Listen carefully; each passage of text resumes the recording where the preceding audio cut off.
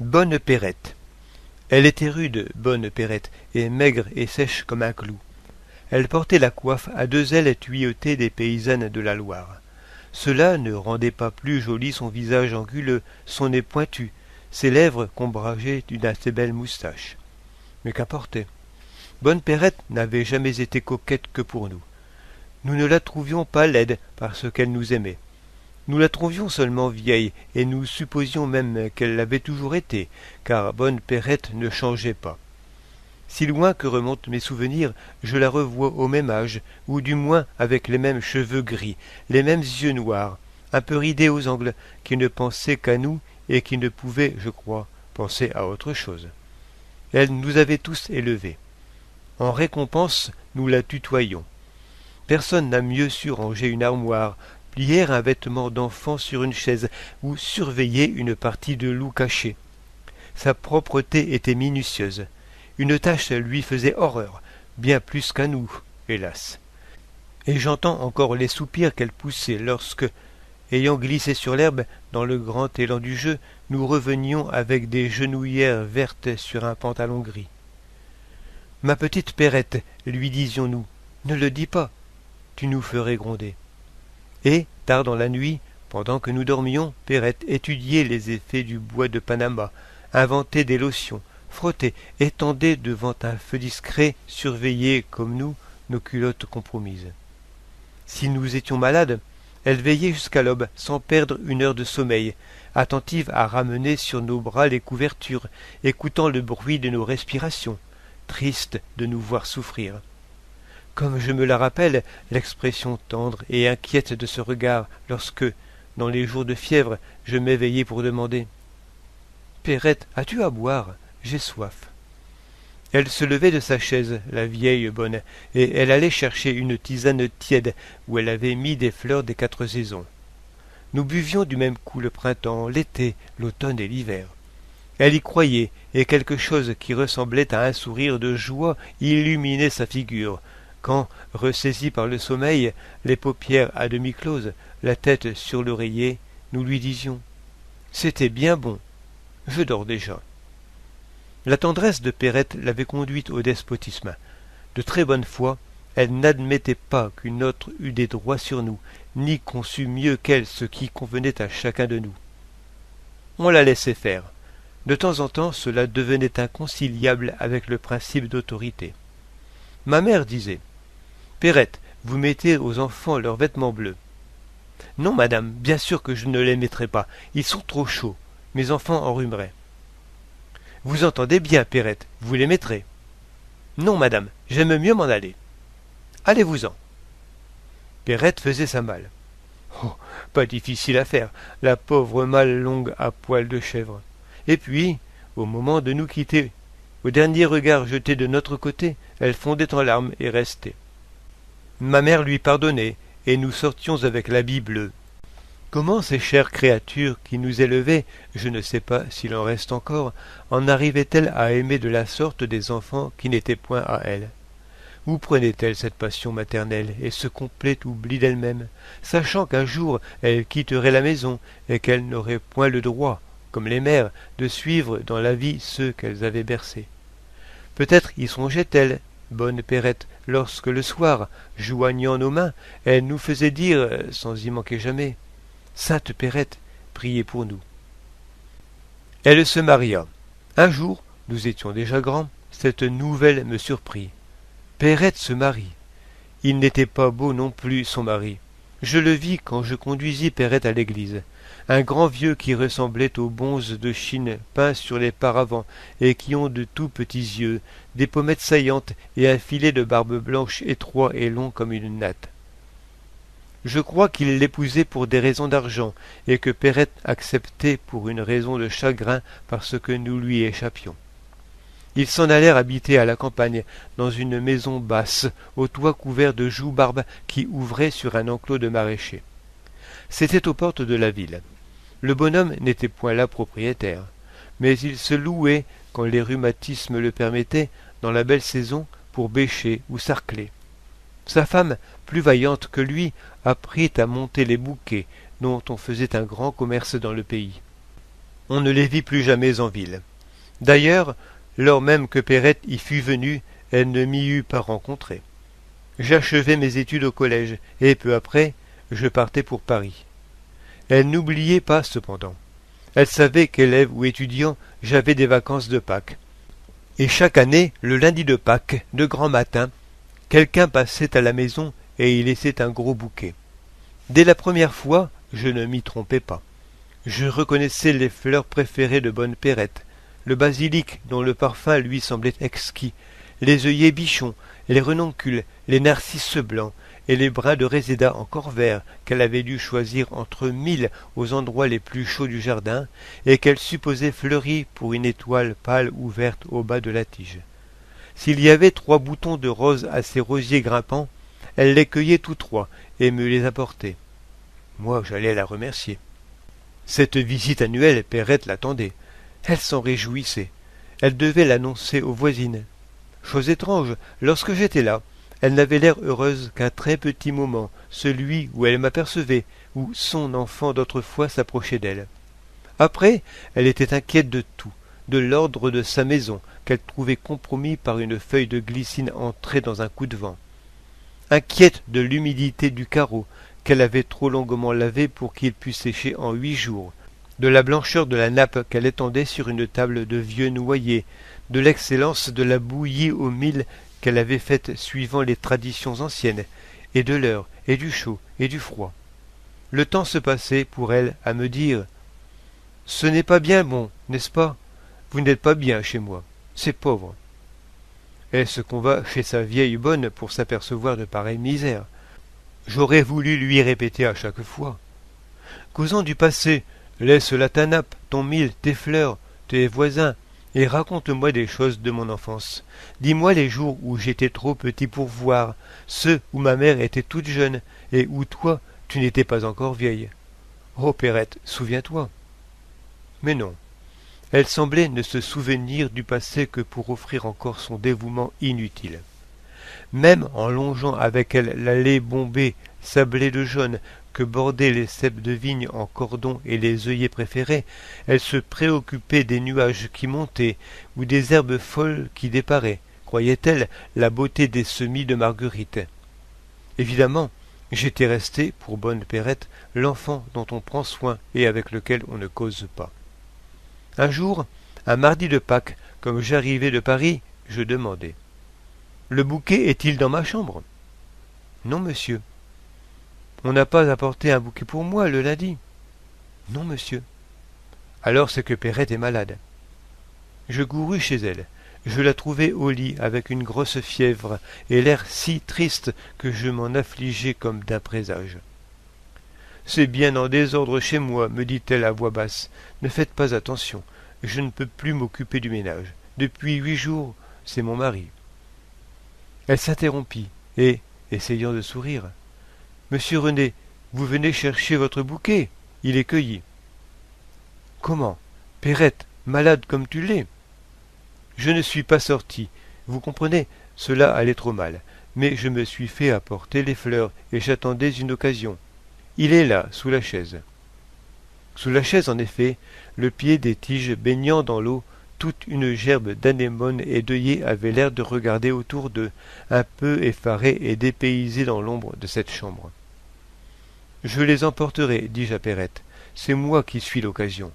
Tu vois, j'avais deviné que tu ne pouvais pas venir. » Elle parlait encore moins que de coutume, mais elle me fixait presque constamment de ses yeux où la même unique pensée, habitant là depuis plus de 20 ans, se faisait plus expressive encore. « Je vous aime, je vous ai élevé. Vous êtes mon enfant aussi. » Et cela la consolait. Cependant, je vis bien qu'une autre idée grandissait chez elle, et cette idée bientôt l'absorba. Elle devint tout angoissée, plus rouge encore autour des yeux, plus pâle autour des lèvres. Comme je cherchais à la distraire, en lui rappelant ses vieilles histoires. « Écoutez, monsieur René, dit-elle, avec une expression grave et une sorte d'autorité, j'ai une demande à vous faire. Promettez-moi. »« Tout ce que tu voudras, Perrette. j'ai emporté de chez vous plusieurs choses que je ne voudrais pas laisser ici après moi, si un malheur m'arrivait. Vous comprenez? Je les ai emportées avec la permission de madame. J'y tiens beaucoup. Prenez-les avec le bouquet et gardez-les. Si je me remets, j'irai les chercher. Mais tu te remettras, Perrette. On ne sait jamais. Tenez, dans l'armoire. Quelles étaient ces choses auxquelles elle tenait tant? Je ne me souvenais pas d'avoir jamais vu chez elle rien de précieux. J'ouvris les 2 battants de l'armoire, un meuble de cerisier à macarons tourné qui luisait au fond de la chambre.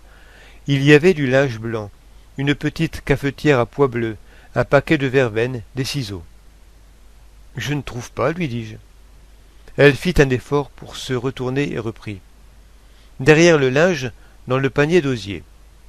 La clé, sous les draps fins, près d'une pomme douce. » Je pris le panier.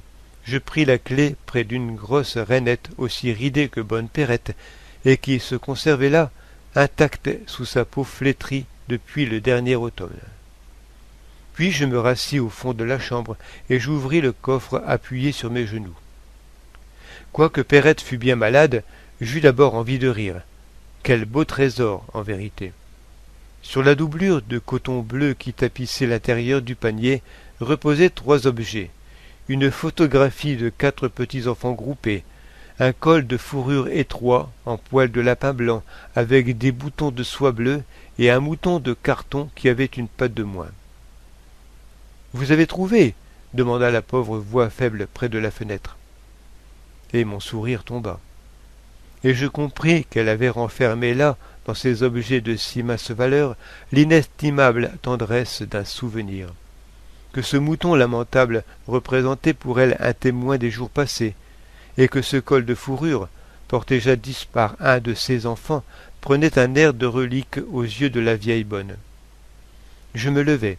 Je plaçai le coffret sur le lit de Perrette.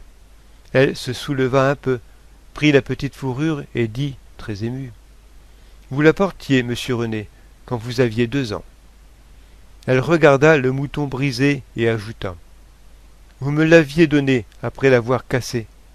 Je l'ai toujours eu. » Elle approcha de ses lèvres la photographie jaunie et la baisa. « J'ai du mal à les quitter, ajouta-t-elle, mais il le faut. » Elle se recueillit un instant, sécha ses yeux et, pour la première fois de sa vie, j'aperçus une flamme dans son regard. Sa physionomie se transfigura, s'embellit de tout l'amour silencieux qui débordait, enfin, et pendant que je demeurais debout, ému, saisi d'une sorte de respect pour ma vieille bonne mourante. « Monsieur René, me dit-elle à haute voix, je n'ai jamais été heureuse que chez vous. Monsieur René, les pauvres femmes, comme moi, ont tort de se marier parce que leur bonheur était dans leurs enfants. » Elle s'arrêta et reprit, en levant la main, sa main toute blanche, qui s'était fatiguée pour nous.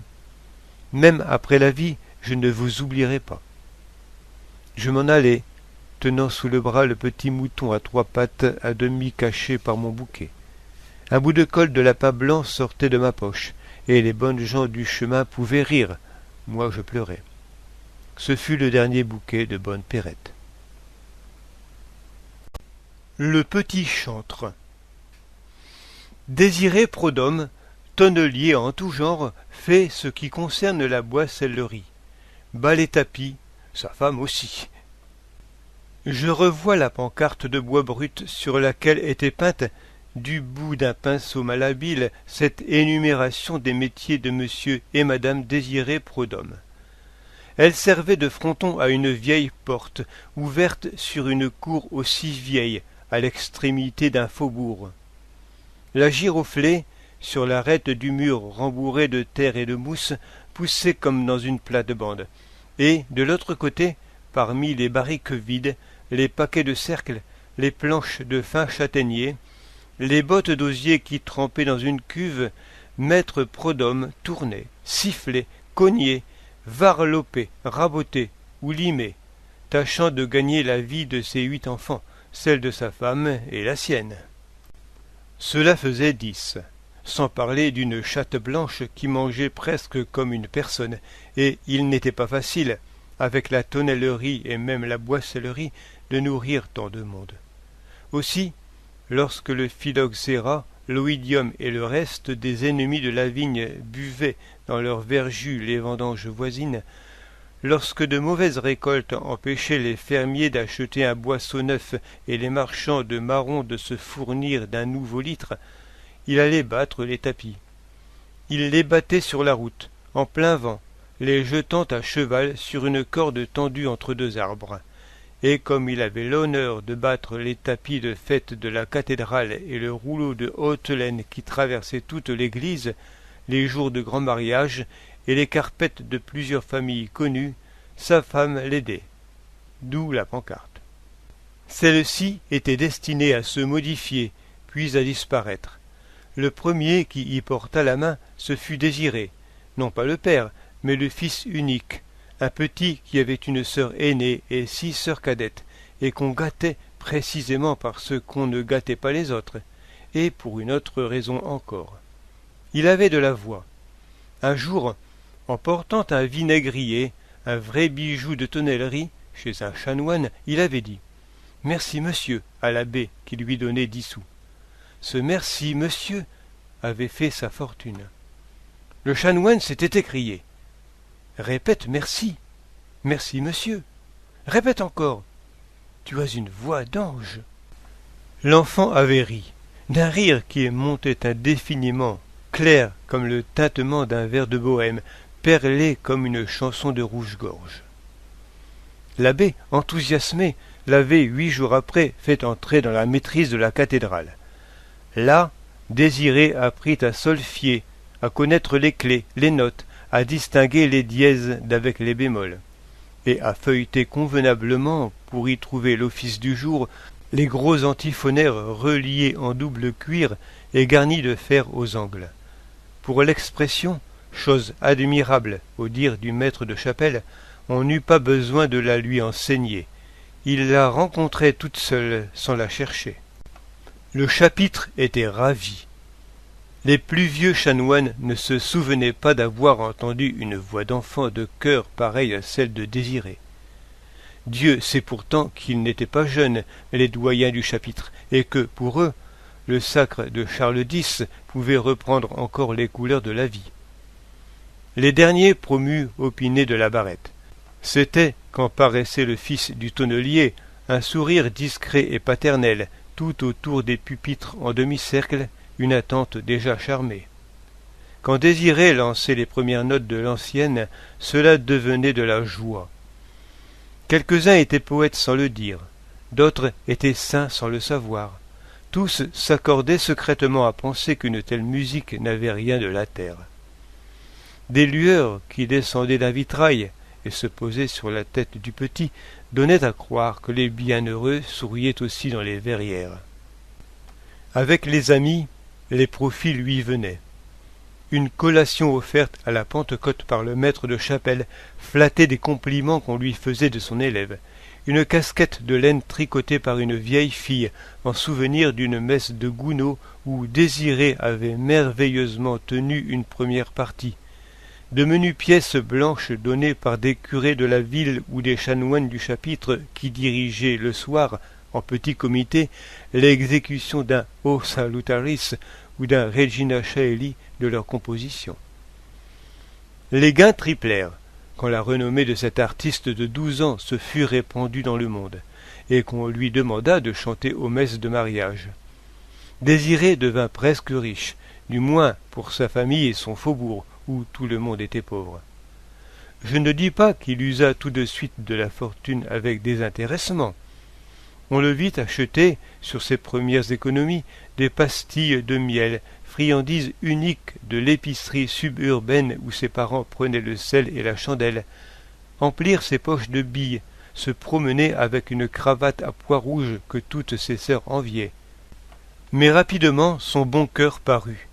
Le petit chantre ne retint plus rien pour lui-même. Il comprit qu'il pouvait être d'un grand secours à la tonnellerie qui allait mal, à la boissellerie qui n'allait guère, et, comme il avait toujours souffert de voir sa mère sortir sur la route avec son lourd fait de tapis et sa canne de rotin, et revenir avec les cheveux tout blancs comme si elle eût vieilli de 20 ans en 2 heures, Un jour qu'il apportait à la maison un peu plus d'argent que d'ordinaire, il prit un couteau, grimpa sur le mur, effaça les derniers mots de la pancarte, sa femme aussi, et déclara « Maman, tant que je chanterai, tu ne battras plus. » Il continua de chanter. Madame Prudhomme cessa de battre.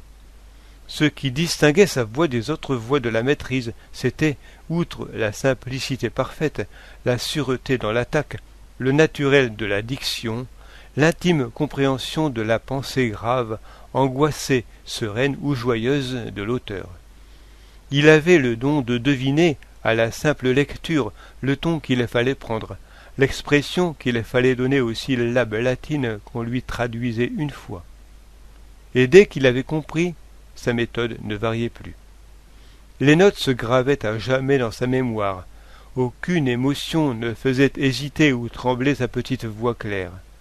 Dans les solennités religieuses, quand la foule envahissait la cathédrale, on pouvait le voir au pupitre, debout, très droit, levant un peu sa tête rousselée et palote. La lumière des hautes fenêtres dorait le bord de ses cheveux ras. Il attendait, seul au milieu du chœur, regardant vaguement les fidèles, ou les lignes du missel, ou le maître de chapelle qui commençait, par derrière, à battre la mesure. Puis, le moment venu, ses lèvres s'ouvraient, formant un grand arc rouge entre ses joues blanches. Il ne regardait plus l'assemblée, ni le livre, ni le maître de chapelle, rien qu'un point vague, quelque part au milieu des voûtes, bien haut, bien loin, connu de lui seul. Il chantait. Alors, dans le recueillement de la foule, on sentait passer le frisson léger des âmes. Elles étaient là, attentives, curieuses, toutes vers lui, essayant de voler avec la voix qui montait. Les belles dames se penchaient et regardaient avec leur face à main. Plusieurs pleuraient. La vieille mademoiselle Odile songeait à une aube blanche qu'elle ferait, au crochet, pour le fils de Désiré Prudhomme. Les enfants des communions levaient leurs yeux ravis, comme s'ils voyaient le ciel. La petite comtesse Simone, que nous admirions tous à cause de la dignité rêveuse de ses 11 ans et de ses boucles de cheveux d'or, demanda même un jour à sa mère si elle pourrait se marier avec l'enfant de chœur qui avait une voix de rossignol. Mais le triomphe du petit chantre, c'était l'Alléluia du samedi saint. Ce jour-là, le chant de la résurrection s'élève à l'heure des vêpres, et le monde s'endort bercé dans la joie du lendemain. Beaucoup de monde, ceux qui avaient souffert, prié, jeûné avec l'Église en deuil, d'autres même que la quarantaine sainte n'avait point assombri, s'assemblaient pour écouter l'hymne de la vie nouvelle. Ils se mouvaient vaguement dans la nef obscurcie par le soir. Quelques-uns grimpaient dans les galeries à la naissance des voûtes. Tous s'approchaient du chœur pour mieux entendre, quand elle jaillirait, la douce voix de l'enfant que l'on savait être là. Des cierges sur l'autel faisaient une broderie d'étincelles toutes menues. Les tons jaunes des vitraux se mouraient auprès des pourpres déjà morts. Enfin, tandis que de grosses voix de basse achevaient les compiles, une petite lumière partait du fond des stalles et traversait le chœur. C'était le frère directeur de la maîtrise qui allait allumer la bougie du pupitre de Désiré. Des milliers d'yeux suivaient la flamme qui marchait. La tête rousse et pâle de l'enfant émergeait des ténèbres. Plus loin, une forme noire se penchait. Le maître de chapelle qui demandait « Y êtes-vous » Près du pupitre, le frère s'inclinait pour dire « Nous y sommes ». Il y avait un moment de silence imposant. Puis 3 Alléluia, légers comme des oiseaux qui planent, passaient au-dessus de l'assemblée. Désiré les lançait timidement. On eût dit les premières colombes de l'arche, aventurées, tremblantes au-dessus des flots encore tristes. Alors commençait l'hymne, et la voix se raffermissait. « Ô filii et filiae, disait le petit chantre, fils et filles des nations chrétiennes, le roi des cieux est ressuscité aujourd'hui. Il a triomphé de la mort. » Le chant s'enhardissait encore, rapide, ému, ramassant et jetant aux fidèles les détails de la grande nouvelle. Ce sont les 3 maris qui se sont rendus au tombeau pour embaumer le corps divin. Pierre et Jean derrière elle ont couru, mais Jean courait plus vite. Oh, comme il courait bien quand Désiré chantait. L'ange assis sur la pierre a répondu. Il n'est plus là, cherchez-le parmi les vivants. Et le Christ apparaît aux disciples assemblés. Les derniers doutes sont dissipés. Thomas lui-même finit par croire.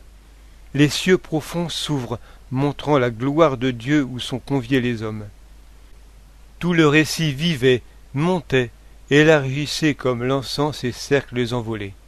Et, après chaque verset, le refrain devenait plus joyeux, l'Alléluia grandissait, l'Alléluia de l'enfant qui chantait l'homme Dieu.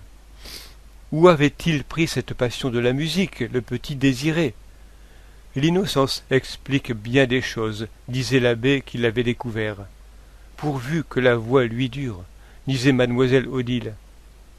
De cela, les parents ne s'inquiétaient guère.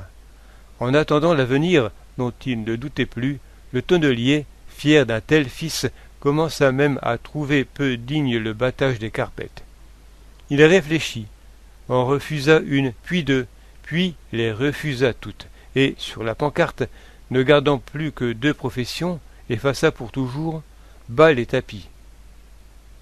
Hélas, je ne sais pas ce que durent les voix de Fauvette, mais après 4 ans, on observa que celle de Désiré perdait de sa souplesse et tendait à devenir grave.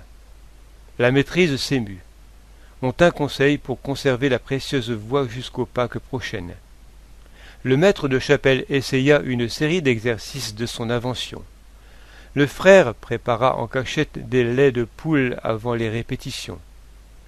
Un pharmacien composa un breuvage miellé qui eût fait chanter une lime. Il fallut se rendre. Pendant bien des saisons, Désiré ne reparut plus dans le chœur de la cathédrale. À sa place, il vint d'autres enfants. Devant le pupitre éclairé d'une seule bougie, devant le même missel aux pages maculé par les chantres, d'autres petites têtes se haussèrent, brunes, blondes ou rousses. Mais ce n'était plus que des notes. Le secret de Désiré ne s'était pas transmis. Les Alléluia n'avaient plus d'ailes comme autrefois. Dans la cour, derrière le mur aux giroflées, Désiré menuisait, taillait des chevilles et sifflait sur des airs d'église. Il fit son tour de France, apprit à fabriquer la barrique bordelaise, la barrique de Provence et celle de Bourgogne. Tout le monde l'oublia. Ses admirateurs moururent. Ce fut une gloire vite épuisée. Lui, cependant, s'en souvenait. Quand il fut revenu au faubourg, établi comme maître tonnelier dans la maison du père ornée d'une enseigne neuve, l'envie du lutrin le reprit. Il eut de la peine à se faire recevoir parmi les chantres. Il y réussit pourtant. Il chante encore. Mais nul ne reconnaîtrait Désiré dans le gros homme chauve dont le rocher s'élargit comme une enveloppe de lustre. Les voûtes qui laissaient passer les notes pures d'autrefois, les têtes sculptées qui riaient autour des chapiteaux, les seins des verrières qui semblaient prier et tendre leurs mains vers lui, tremblent à présent devant les orémus, pareils aux coups de tonnerre qui sortent de son gosier. Il s'en rend compte. Il n'y peut rien. Une fois par an, le samedi saint, quand l'enfant de chœur en robe rouge chante l'Alléluia, on dit seulement que Désiré ne répond pas avec les autres chantres, et qu'on l'a vu, sur ses paupières plissées du bout de son gros doigt, essuyer une larme. L'ouverture de Sémiramis. Parmi nos camarades d'enfance, que nous voyions seulement l'hiver et de loin en loin, le plus près de nos cœurs et le plus rare s'appelait Rémy Ravel. Il portait des cols brodés larges et des blouses de velours noir, et je pense que l'élégance de son costume n'était point étrangère à la joie que nous éprouvions en l'apercevant dans les allées du jardin public. « Ravel, veux-tu jouer au loup, au voleur, à la diligence attaquée? Tiens, tu es le voyageur, moi je suis le brigand, je vais me cacher. » Il acceptait ce que nous voulions avec son sourire un peu triste, mais il se lassait vite, et bien qu'il eût à peu de choses près notre âge, il avait l'air de nous trouver trop jeunes. Ravel n'avait ni frère ni sœur, il n'avait même ni père ni mère. Seulement, il possédait 3 oncles, tous trois vieux garçons ou veufs sans enfants, entre lesquels il vivait, aimait sans doute, disputait, mais au fond bien abandonné. Quand il se promenait à côté de l'un d'eux, on ne pouvait s'empêcher de calculer la grande distance d'âge qu'il y avait de l'enfant à son protecteur. Ils avaient bien 200 ans à eux trois, ce qui leur donnait à chacun près de 70 ans, un peu plus, un peu moins, car ils n'étaient pas jumeaux. L'oncle Antoine, qui était en même temps le tuteur de Rémy Ravel, possédait un château où il n'invitait jamais personne que ses frères, dans un pays de vignes et de bois. Ses vendanges l'absorbaient en automne, la taille des ceps au printemps, le soin de ses futaies en hiver, et il ne se reposait guère l'été, voulant juger lui-même du progrès du raisin ou de l'honnêteté du tonnelier, qui cerclait, étanchait, méchait et parait ses futailles. Dès l'aube, il était debout, maigre, peu causant, peu commode, l'œil noir sous les cheveux blancs en brosse, et redouté comme un intendant de ceux qui l'employaient, parce qu'il savait leur métier mieux que ceux qui le savaient le mieux. On le disait avare. La vérité est qu'il dépensait le moins possible pour les autres, mais qu'il aimait la bonne chère et les vins de son cru, et la gaieté d'un dîner d'amis, c'est-à-dire d'un dîner en compagnie de mon frère Sylvain et de mon frère Jean. Sylvain, propriétaire dans un autre canton, moins soucieux de son bien, vivait surtout à la ville, chauve, replé, rougeaud, la peau luisante comme le blanc de l'œil. Drôle à voir passer, drôle à entendre une fois, mais pas deux, parce qu'il se répétait. Il promenait l'enfant 2 heures par semaine, en vertu d'une convention qu'il avait faite avec Antoine, disant « Il héritera, je veux qu'il m'ait connu ». Quant à l'oncle Jean, le cadet, il avait dissipé sa fortune on ne sait où, et il était le plus donnant des trois, du moins par l'intention. Souvent on le surprenait avec Ravel, mais pour quelques minutes seulement. Il l'abordait dans la rue, quand l'enfant revenait de la classe. Il l'embrassait sur les promenades publiques. Il achetait un petit pain au lait qu'il émiettait avec Rémy dans le bassin au signe du mail. Il s'ingéniait à trouver des prétextes pour l'attendre les soirs de sortie à la porte du tuteur. Rémy ne le voyait guère que de cette façon, par lutte et par ruse, car il était bien établi, dans la pensée d'Antoine et de Sylvain, que le cadet, ancien pilotin qui avait gardé la barbiche des marins, ancien flibustier dans les mers de Chine, ancien colon en Australie, ancien toutes sortes de choses, et, au demeurant pauvre comme Job, ne pouvait avoir qu'une détestable influence sur l'imagination jeune. Aux vacances, lorsque Rémy retrouvait l'oncle Jean au château de la Vineuse, 2 ou 3 jours par année, c'étaient des parties de promenade et de braconnage, et des récits, et des cadeaux qui ravissaient l'enfant. L'oncle Jean lui taillait des arcs dans les gaulis d'Antoine, lui perçait des canons à vent dans des branches de sureau, lui offrait des nids de tourterelles, des sifflets de paille, des appôts en buis tourné. À chaque fois, il ajoutait un gros soupir, car il vivait d'une pension que ses frères lui servaient, plus maigre possible à cause de sa grande prodigalité. Rémy allait atteindre ses 13 ans à la fin du mois de juillet lorsqu'il me dit « Grande nouvelle, tu es invité à la Vineuse. Je pars avec mon oncle Antoine et mon oncle Sylvain ce soir dans le grand omnibus où on dort si bien. Et jeudi, mon oncle Jean sera là. Tu pourras venir passer la journée. Nous furetterons. C'est donc pour te récompenser de tes prix. Et il y a mieux, mon cher. Mon oncle Antoine m'a dit, avec des airs, tu sais, qu'il n'a pas tous les jours. Rémy, puisque tu as bien travaillé cette année, je veux te récompenser. Tu auras une surprise jeudi. Elle arrivera de Paris par chemin de fer. De Paris? As-tu deviné ce que c'était? Mon oncle Jean lui-même ne le sait pas. Moi, je pense que c'est un fusil. Nous causâmes un peu de temps de cette journée qui serait merveilleusement amusante. Rémy exultait. Au moment de nous séparer, je le vis subitement devenir triste et comme honteux. Il faut que je te prévienne, par exemple, dit-il, que tu me verras probablement faire une chose qui m'humilie beaucoup. Vraiment, mon pauvre Rémy, Et on t'y oblige? Oui, toutes les fois que mes trois oncles sont réunis. Tu ne te moqueras pas de moi? Bien sûr. Qu'est-ce que tu fais donc? Je tourne l'ouverture de Sémiramis. J'ignorais absolument ce que cela signifiait. Ouverture de Sémiramis ne me disait rien, parce que je ne connaissais d'autre Sémiramis que la reine d'Assyrie, guerrière fabuleuse, dont je ne me rappelais même aucun trait, si ce n'est qu'elle était appelée, dans le haut d'une page de mon histoire ancienne, la fille d'Atergatis.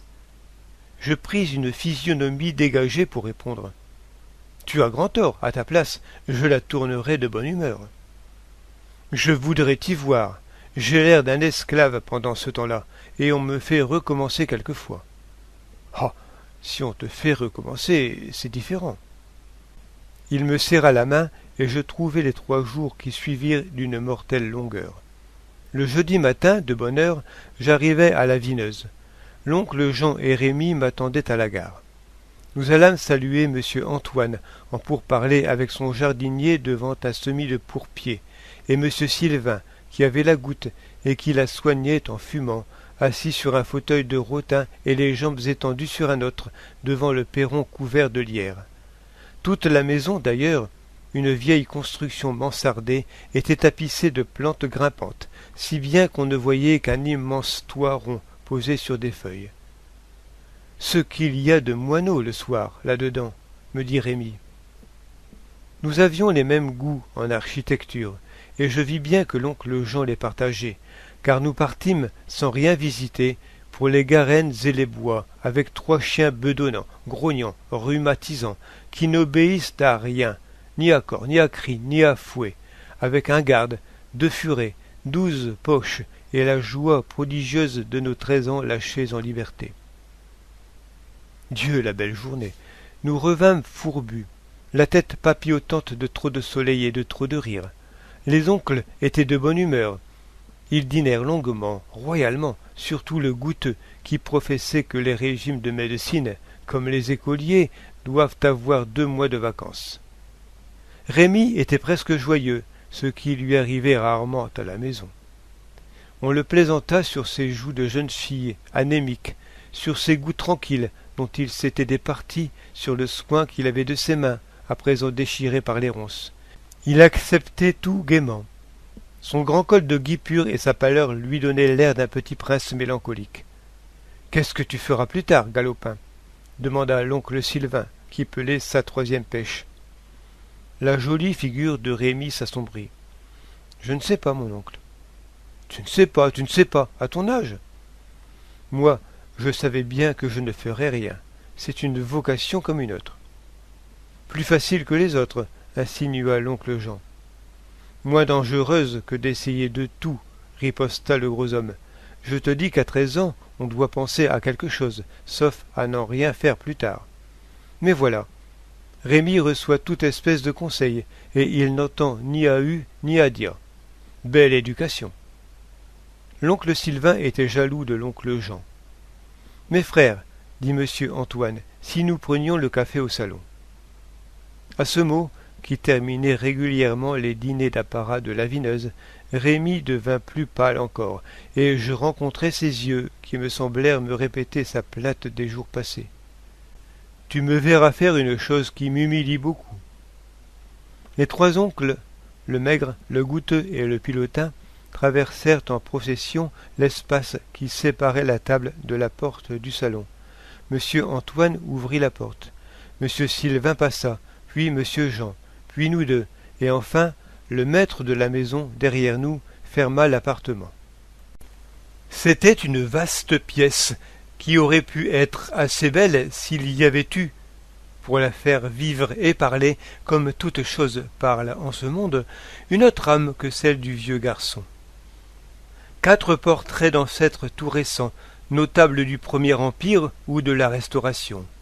Des tentures de soie de Chine à dragons d'or, une table de laque, des meubles d'acajou, une pendule avec la tête en bronze de Socrate, un parquet en lame de bois précieux, nuancé, transparaissant sous la couche de cire blonde et telle que je n'en ai pas vu d'autre.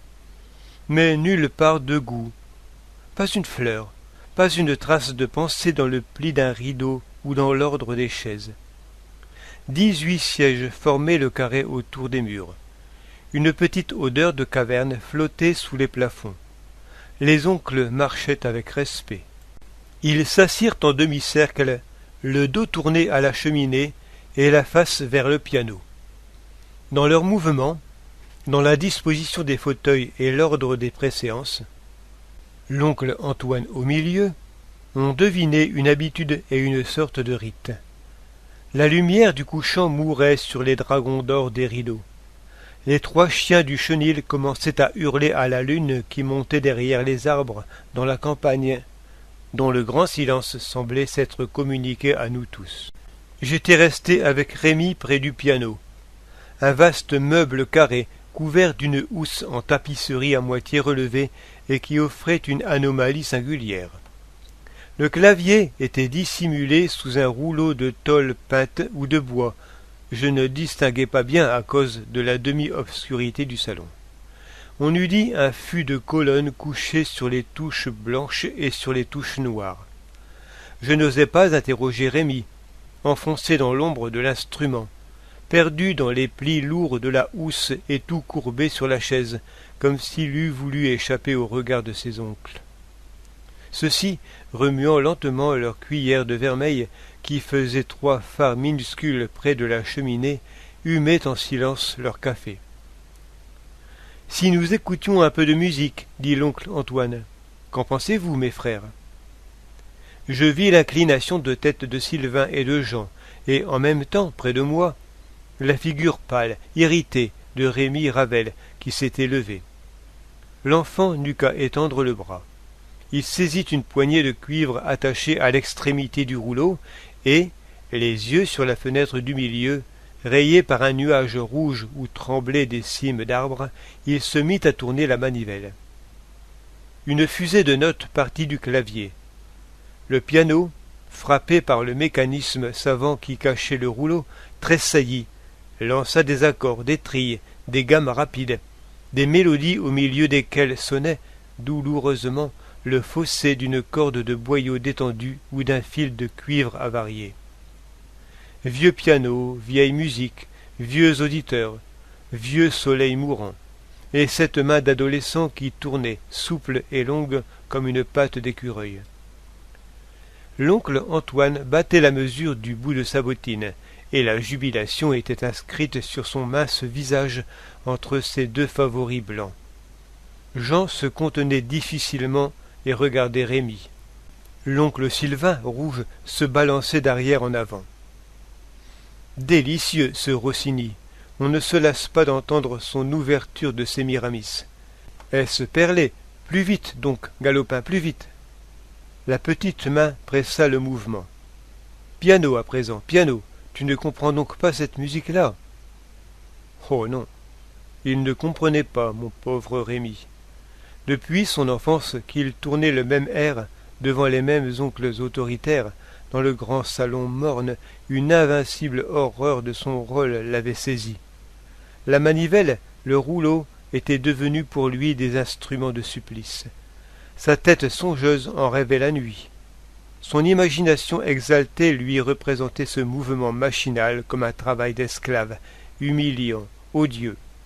Et il se taisait, par la peur qu'il avait de Sylvain et d'Antoine. « Allegro !» criait Sylvain. « Tu ne vois donc pas que c'est le duo d'amour !» La petite main obéit encore. Et puis, dans le silence admiratif des 3 vieux garçons, peu à peu, les derniers accords tombèrent. Un bruit de déclenchement annonça que le rouleau cessait d'agir. La manivelle s'arrêta. Rémi demeura debout, n'osant plus se retourner de mon côté.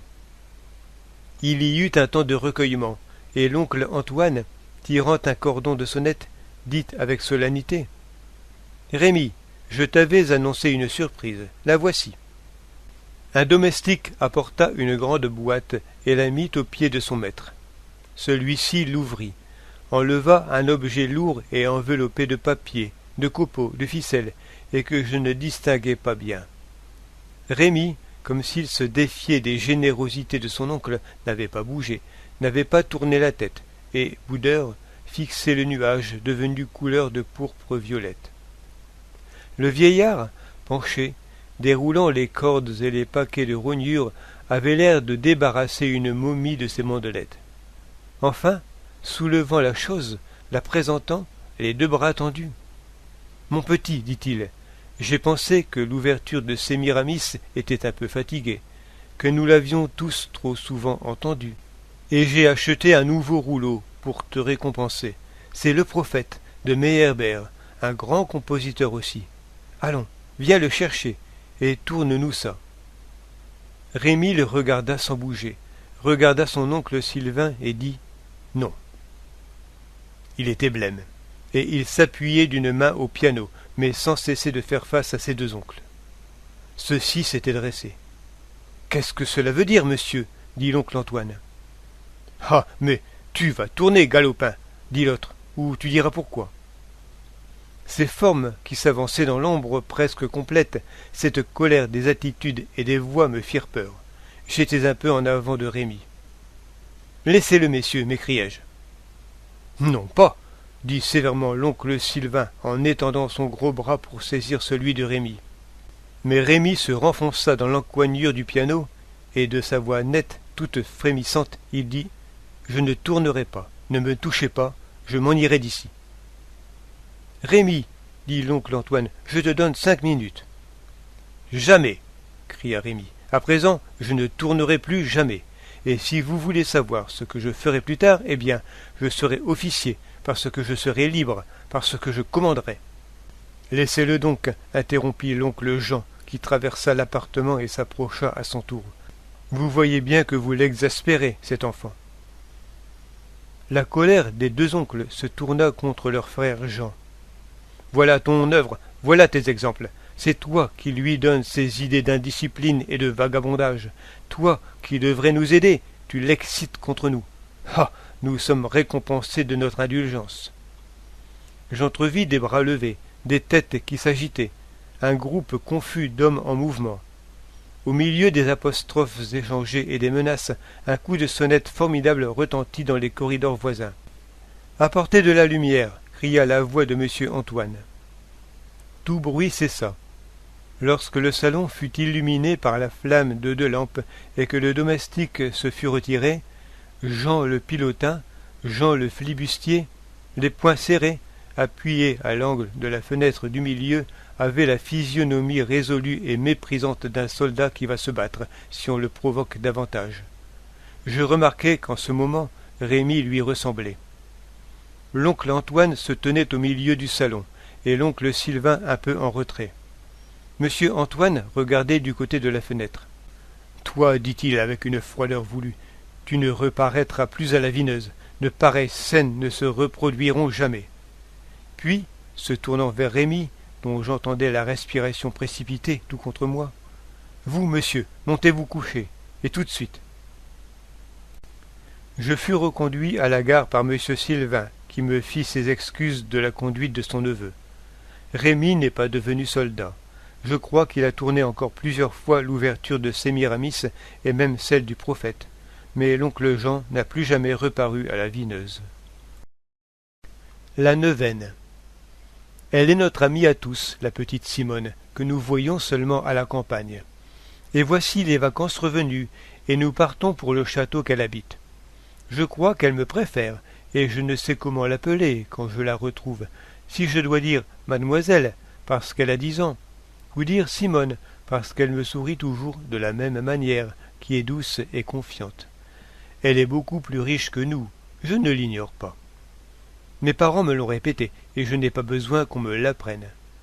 Dans son parc, il y a de si beaux chênes, et des chevaux, et des massifs de fleurs qui forment des lettres, et une chèvre dressée à traîner un panier d'osier. Mais elle est seule, fille unique, privée de tapage, privée de se disputer, de crier, de dénicher des nids, d'échapper aux surveillances, qui sont d'autant plus inquiètes qu'elles ont moins d'objets à garder. Nous la plaignions entre nous. Elle m'a révélé son secret l'an dernier. Je m'ennuie d'avoir tout pour moi. Sera-t-elle au château? Je ne comprends pas pourquoi mon père n'a pas fait atteler le break rouge. Ce cabriolet est si vieux. La capote, en voyage, ressemble à une escarpolette. Il a un marchepied à 2 étages et un fléchissement vers la droite qui lui vient de ma grande-tante, brave femme un peu forte, qui s'assit là pendant 30 ans, 40 peut-être. Et la peinture n'a pas été rajeunie. Pourquoi pas le break rouge quand on va voir Simone? Mettez vos gants, mes enfants. C'est toujours la même recommandation, au même endroit de la route, lorsqu'on aperçoit la barrière blanche entre les 2 rangs de platanes. Nos gants, mon Dieu, nous n'avons jamais le temps de les boutonner. Ils ont si peu l'habitude de nos mains.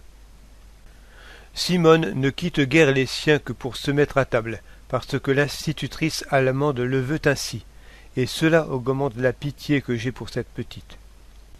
Oh, le sable jaune, pas une herbe, quand il y en a tant chez nous dans les allées, même des pissenlits qui montent en graines. La terre est rayée par les roues des voitures, martelée par le pied des chevaux, et les arbres y font des ombres raisonnables, des ombres rondes qui n'ont rien de fou. C'est le grand monde. Où est la petite Simone?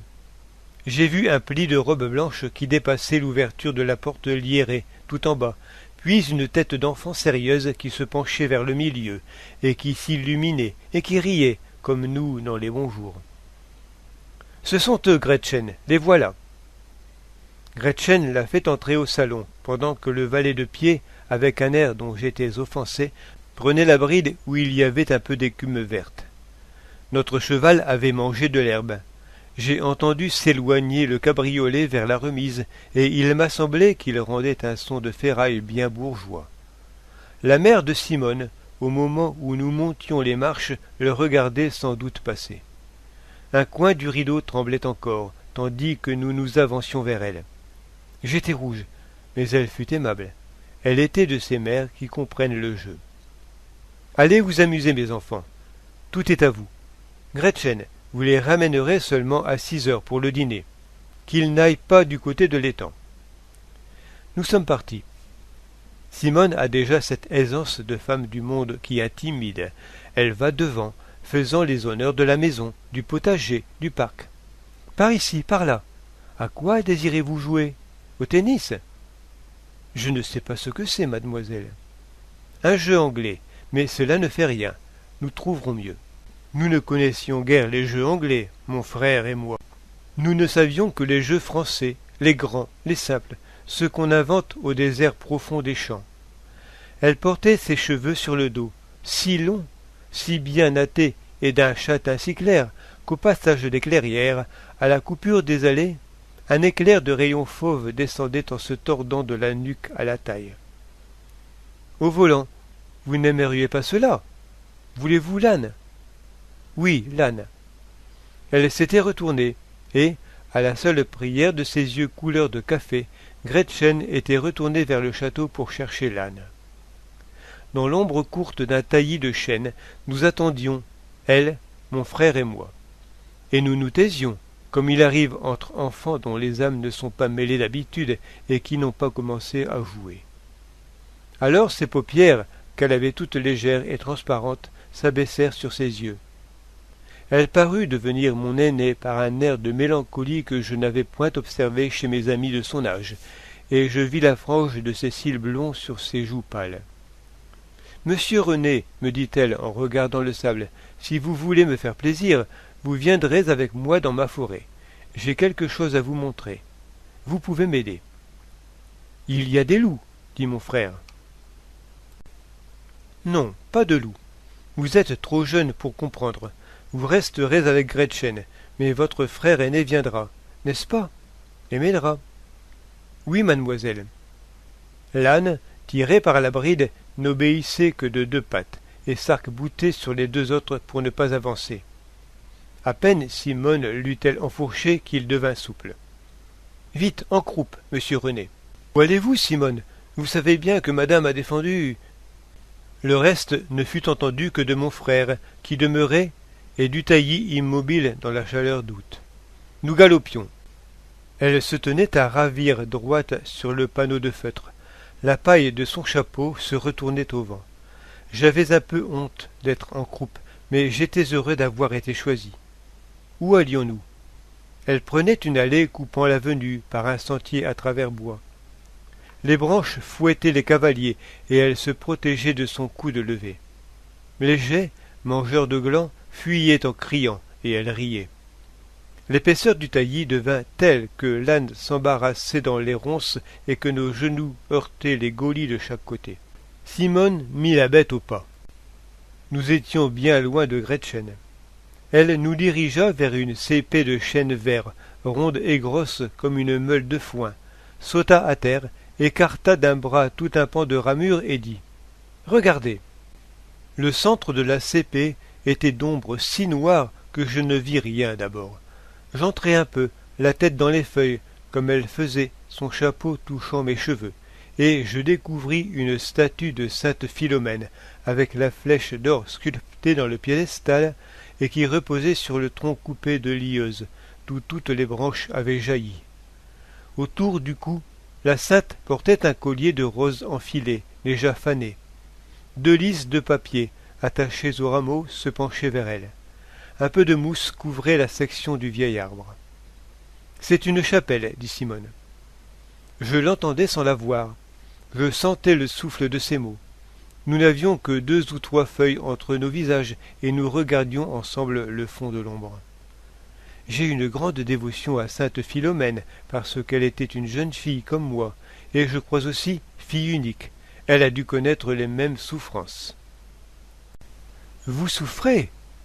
D'être seul et de me sentir tout chez moi, tout, le présent et l'avenir, la crainte et la joie.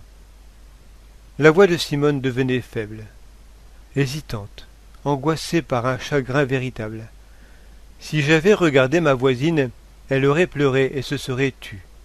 Mais elle parlait comme en un rêve, en fixant la flèche d'or de sainte Philomène. « Oh, monsieur René, si vous saviez, quand on est seul, les idées qu'on se fait. J'ai peur de mourir à cause d'eux. J'ai peur aussi qu'ils ne s'en aillent, mon père, ma mère, et j'y réfléchis des heures quand je me promène, parce que je manque de frères et de sœurs avec lesquels je jouerai, comme vous. Jamais je ne cause avec Gretchen. Cela m'a tourné l'âme vers la tristesse. Peut-être que je suis orgueilleuse. Quand on m'a grondé, je me sauve, et je viens ici. Et je mets des heures à me consoler, et je ne réussis qu'à moitié. Si j'embrasse mon père ou ma mère, je sens que je les aime trop et qu'ils m'aiment trop. Je prends la part des autres avec la mienne. Je suis gâtée, je suis malheureuse. Alors j'ai commencé, voilà 8 jours, une neuvaine qui finit ce soir.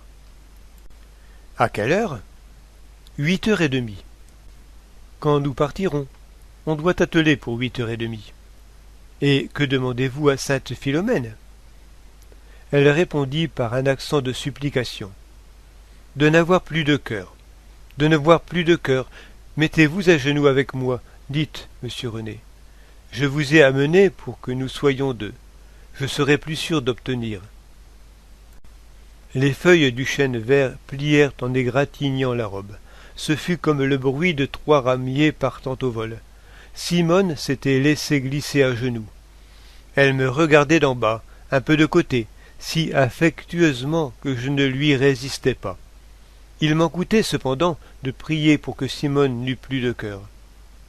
Notre Père, je vous salue Marie. Les bois nous écoutaient. Un appel lointain montait du bas du parc. L'âne, derrière nous, tirait sur une pousse de frêne. Sainte Philomène, exaucez-moi. Elle fit un grand signe de croix, se leva, resta un moment les yeux fermés. Je crois que je serai entendue, dit-elle. Je me sens plus froide déjà. Bêtement, moi, je lui pris la main, qu'elle m'abandonna avec un sourire. Je ne trouve pas, lui dis-je. Elle est moite.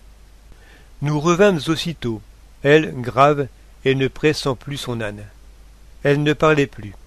Seulement, dans les percées du parc, lorsque le château apparaissait, blanc sur les pelouses, elle cherchait avidement les fenêtres du bas, et son regard y demeurait attaché, forçant la jolie tête pâle à se tourner jusque vers moi, et les nattes à entrer dans l'ardente rayée de soleil qui venait, rasant les taillis.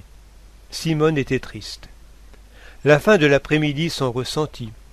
Ce furent des promenades sans but et sans accès de galop dans les avenues. Les jeux commençaient sans entrain et interrompus capricieusement. Des distractions longues de Simone qui oubliait de frapper sa boule de croquet ou de répondre à nos questions. « On ne s'amuse guère, » me dit mon frère en confidence. « Tu es trop petit pour comprendre, voilà tout. » Il le crut et ne s'amusa pas davantage. Je voyais avec une crainte secrète s'avancer l'heure du dîner, et cette soirée où Simone n'aurait plus de cœur. Je ne me figurais pas bien ce que serait la petite Simone alors. Mais je sentais qu'elle serait changée en une autre, et le remords me venait d'avoir consenti à prier pour cette chose. Le dîner se passa silencieusement pour nous. Ni le père ni la mère de Simone ne remarquèrent que leur fille mangeait à peine.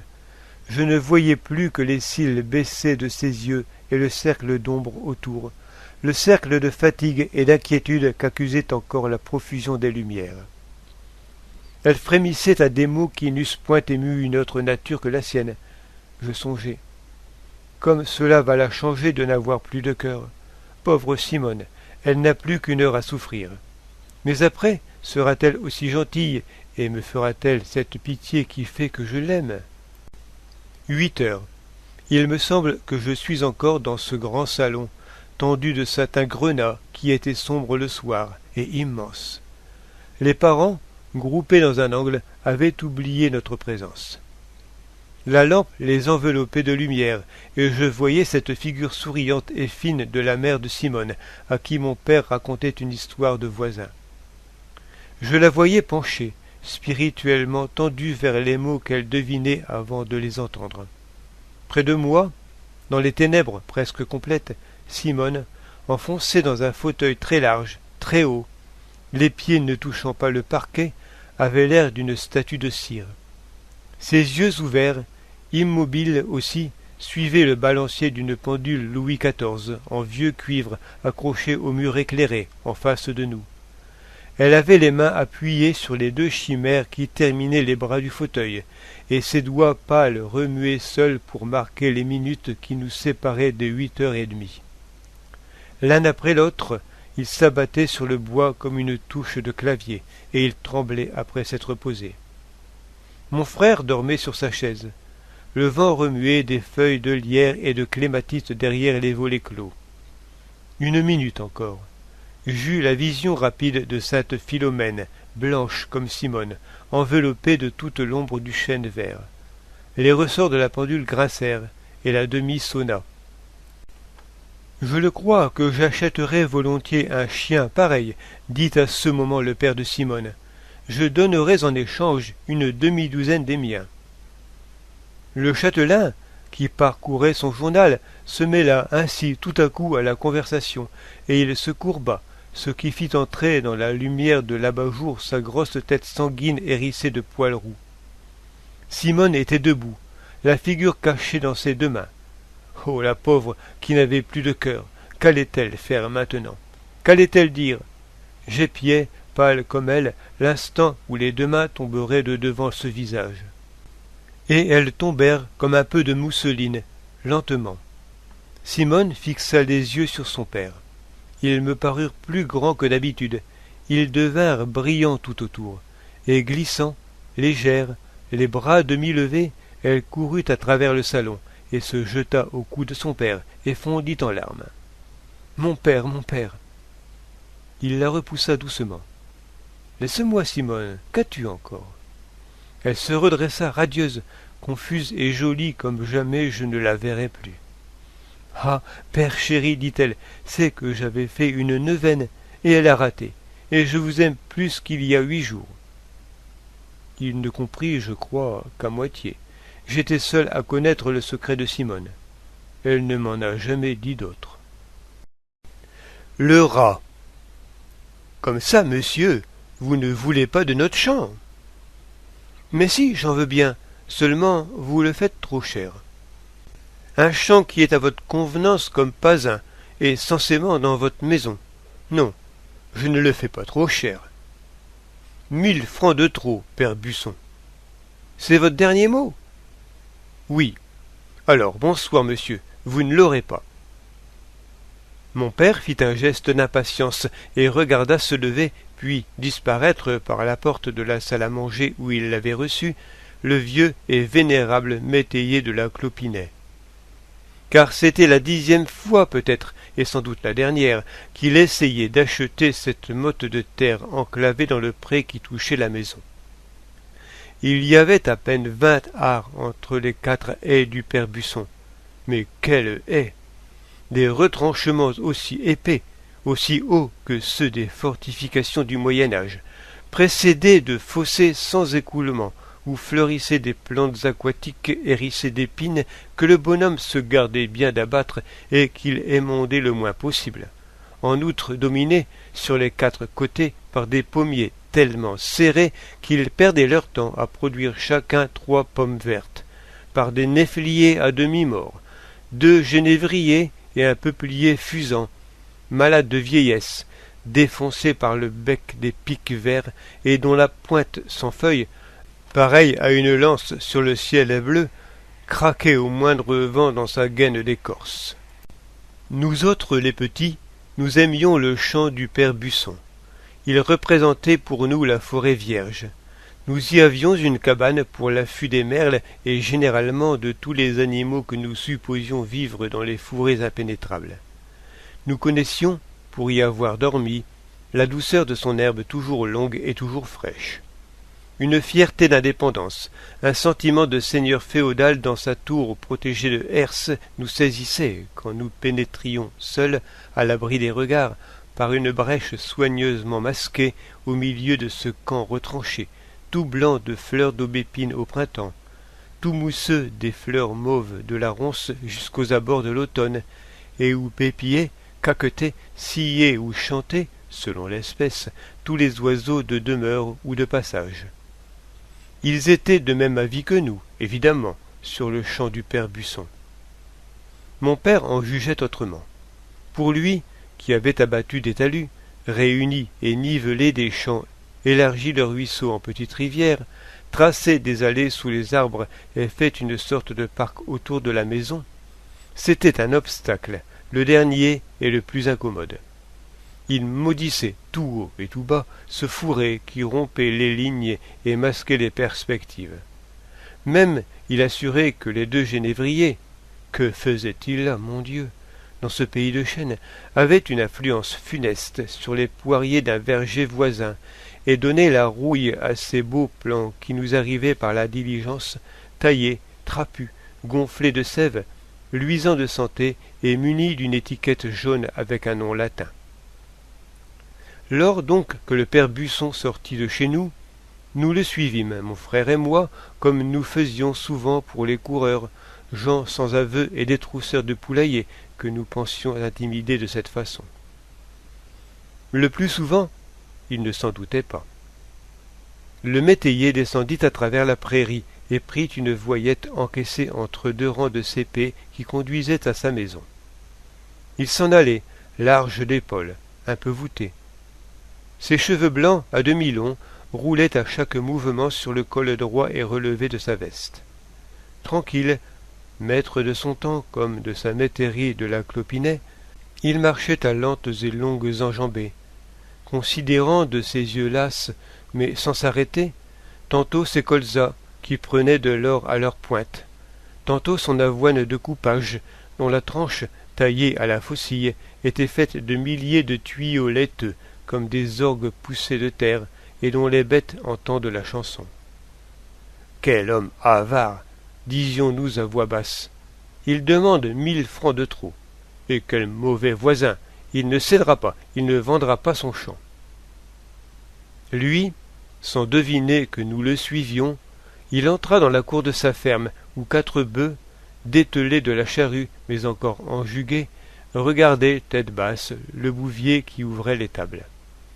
Il donna un ordre, et jeta sur eux le même regard amoureux, calme et lassé qu'il avait promené sur ses récoltes vertes. Et déjà il avait disparu. Déjà les bœufs, délivrés du joug, avaient gagné leur place, et frappaient de la corne contre les crèches pleines, que nous étions encore là, derrière le talus du chemin, méditant une vengeance qui fût à la hauteur des circonstances. Fallait-il, invisible dans notre cachette, cribler la ferme de projectiles avec nos frondes? Fallait-il enivrer le troupeau d'oies avec du grain trempé dans de l'eau-de-vie et procurer au père Busson la sérénade inattendue d'un poulailler en délire? Nous méditions. La Clopinet, tout doucement, commençait ses préparatifs de repos et de sommeil avec la chute du jour. Les moineaux, habitués du paillet de la métairie, piquaient une tête, un par un, sur le dos de la meule énorme, et disparaissaient aussitôt sous les brins retombants et noircis par la pluie. Les pigeons, mélancoliques et tout soufflés dans leurs plumes depuis un quart d'heure, sur le pignon, se laissaient tomber dans le pigeonnier pendu au mur. La fumée du souper montait dans l'or du ciel, et au-dessous, le toit d'ardoise que le soleil n'éclairait plus depuis longtemps, le toit descendait presque jusqu'à terre, large tache dans l'horizon feuillu, rectangle sombre qui protégeait un grenier des anciens âges 10 fois grand comme les chambres, où les aïeux avaient employé sans compter les plus beaux de leurs chênes équarris en charpente, pour protéger et garder le meilleur de leurs biens, la moisson de chaque année. Ce toit relevait un peu sa courbe pour coiffer les fenêtres, et, sous l'abri des chevrons, à portée de la main d'un homme de moyenne taille, une vigne courait, pas très féconde en raisins, mais grosse, noueuse, tordue, couverte de pelures d'écorce comme d'une chevelure, et qui servait de chemin à toutes les bêtes grimpantes pour monter au grenier. Un chat y aiguisait ses griffes. En le contemplant, l'inspiration me vint. « J'ai trouvé l'idée, dis-je à mon frère. »« Quoi donc ?»« Le rat. Nous n'avons que le temps. » Il comprit sans plus d'explication, et nous voici galopant dans le chemin creux vers notre maison. Une heure après, grâce à l'expérience que nous avions en ces sortes de choses, nous installions un piège à rats dans notre propre grenier. Une porte massive tenue en équilibre à un pied du plancher et qui devait tomber dès qu'un rat toucherait à un certain morceau de lard attaché à une ficelle. L'appareil, en effet, tomba pendant la nuit avec un bruit terrible, et, sous nos couvertures, nous l'entendîmes. Je crus même, en imagination, voir la poussière qui s'élevait en 4 nuages, montant sous les poutres et chassant l'armée de rats, de souris, de belettes et de martres dont, selon nous, le grenier était le champ de promenade et de bataille jusqu'au jour. Le lendemain, nous fîmes consciencieusement griller le rat au-dessus d'un feu allumé en plein vent, dans le champ même du père Busson, et nous attendîmes le coucher du soleil. Nous tenions notre vengeance, elle était sûre. Car pour nous, familiers avec la campagne et pénétrés de ses légendes, c'était un fait non douteux qu'un rat grillé qu'on traîne autour d'une maison attire immédiatement à sa suite tous les autres rats, et les conduit, à travers champs, jusqu'à l'endroit où s'arrête la trace. Le soleil, ce jour-là, mit un temps incroyablement long à disparaître. Il descendait dans un ciel très pur. Il n'y avait de nuages qu'une seule bande régulière et menue au-dessus de la Clopinet. Nous suivions, avec une attention de frappeur, la décroissance de leurs teintes. Ils furent d'abord couleur de feu, puis d'un rouge ardent, puis d'un violet de pourpre, qui s'effaça graduellement en commençant par les sommets. Je me rappelle que ces petits flocons de vapeur éclatants, immobiles, amincis par le bas, élargis en pétales de fleurs et alignés sur les cimes des chênes noirs, ressemblaient aux jonchets de glaïeuls que le jardinier coupait chez nous à la fin de l'été et qui restaient couchés jusqu'au matin sur le terreau des plates-bandes. Je me rappelle aussi que le père Busson, une bêche sur l'épaule, sa fille avec une balle de fourrage vert sur le dos, montaient en ce moment l'échine d'un coteau pour rentrer à la ferme, et qu'ils avaient l'air, dans le soir, plus grands que nature, et que le chien hurlait comme s'il se fût douté de quelque chose, et que les chats huants, qui sont nombreux dans les vieilles souches, interrompaient de leurs cris, plutôt que de coutume, le roucoulement des ramiers branchés sur nos peupliers.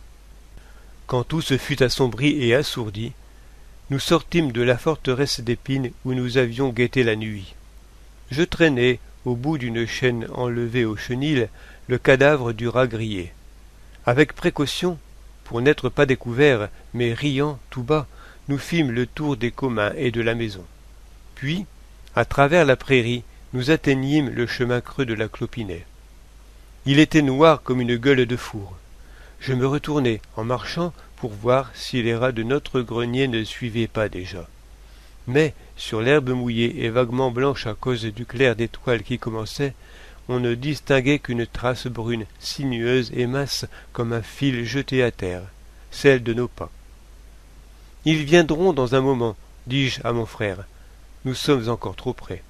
Ça ne suit pas à moins de 500 mètres. »« N'agite pas la chaîne, répondit-il.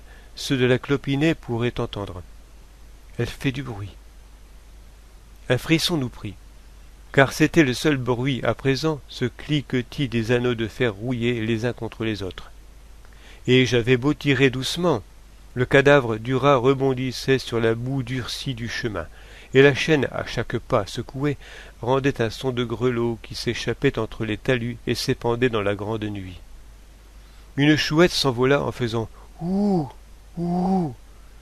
Une pierre roula, détachée du remblai de terre que les souches couvraient d'une ombre épaisse, et nous nous arrêtâmes un instant, croyant entendre le rire d'une bête ou d'un homme qui s'était penché sur nos têtes, nous avait vus et se retirait par le champ d'avoine.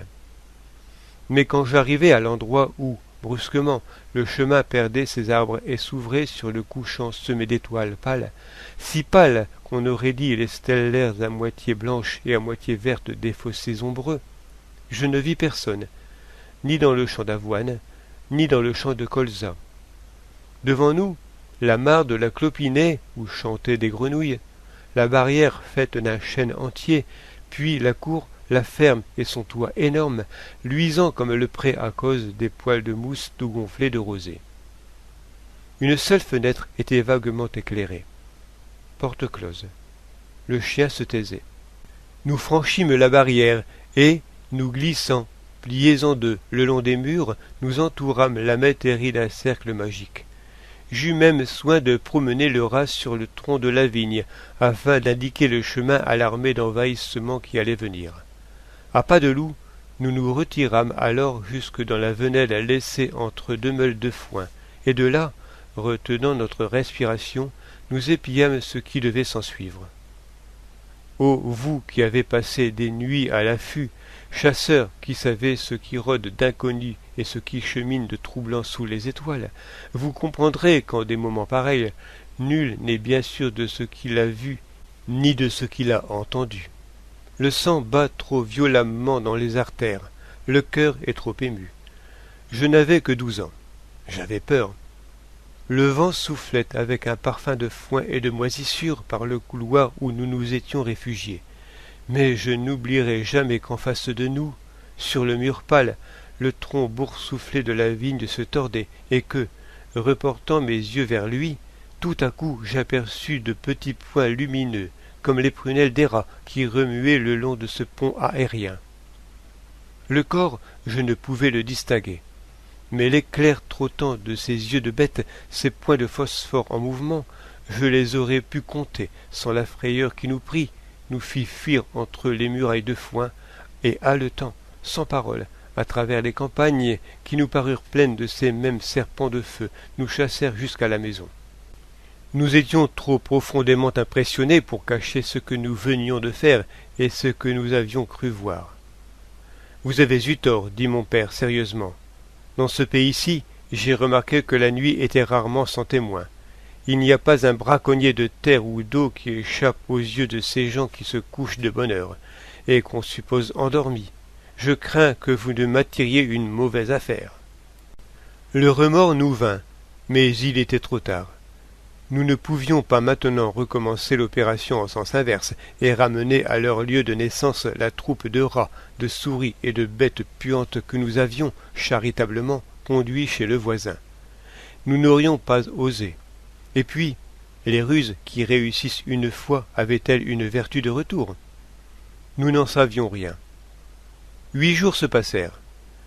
Nous remarquâmes seulement que le plancher du grenier, au-dessous duquel nous couchions, n'était plus effleuré, égratigné ou heurté par la sarabande nocturne des rats poussant une noix devant eux.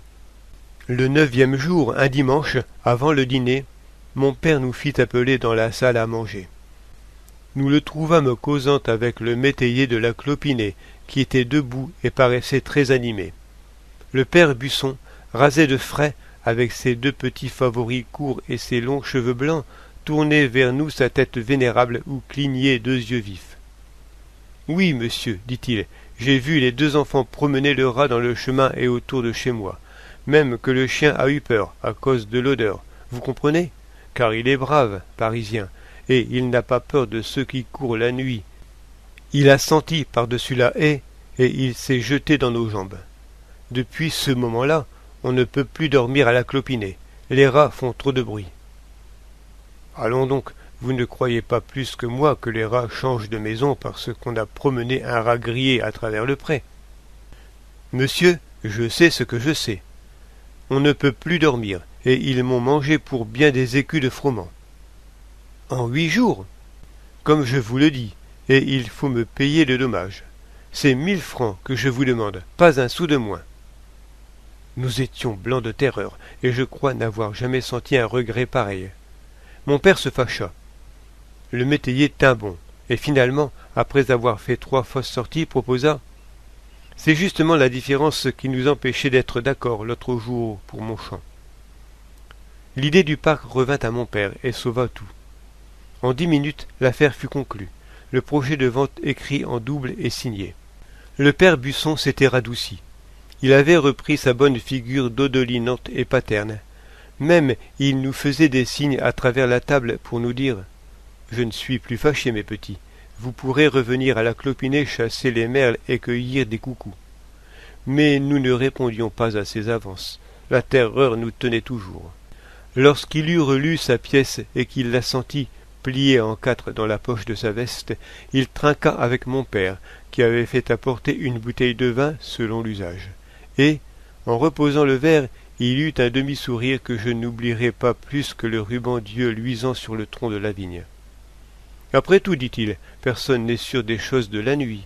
Si j'ai tant de rats chez moi, c'est peut-être parce que j'ai laissé mon avoine étalée à même dans mon grenier, et mon froment, et mes pois de semences, et aussi parce que mes 2 chats sont morts. » Il était content, mais pour rien au monde il ne l'eût avoué. « Tâchez de ne pas recommencer de pareilles plaisanteries, nous dit mon père en le voyant s'éloigner. Votre rat m'a coûté 1000 francs. C'est cher. » Le son de sa voix démentait ses paroles, et lui non plus, il n'avait pas l'air fâché. Et à présent tout est mort. Les 4 haies du champ ont été abattues et nivelées. Les arbres brûlés, les ardoises du vieux toit remplacées. Rien n'est plus vivant, si ce n'est la peur de cette nuit silencieuse d'autrefois et de ces flammes menues qui grimpaient sur la vigne et qui, peut-être, n'ont jamais été.